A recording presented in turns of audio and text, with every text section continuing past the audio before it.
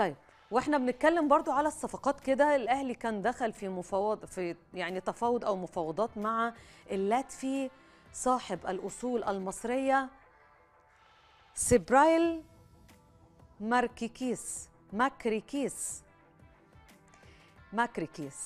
وهو اللاعب ده، تخيلوا اللاعب ده مصري، المفروض اللاعب ده مصري، عنده 25 سنة، باك يمين، بيلعب في الدوري المجري، المعروف عنه انه ظهير هجومي من الطراز الرفيع.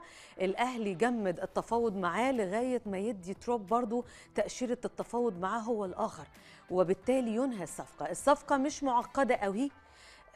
اللاعب وكلاء لما تجس نبضهم كده ما عندهمش مانع ان هم يجوا مصر، خاصه وانه مش هقول اسمه، اللاعب ده قلنا صاحب اصول مصريه، يعني الاهلي ممكن يأيده كمصري، كلاعب مصري، فهيستفيد جدا من موضوع الخمس لعيبه الاجانب ده.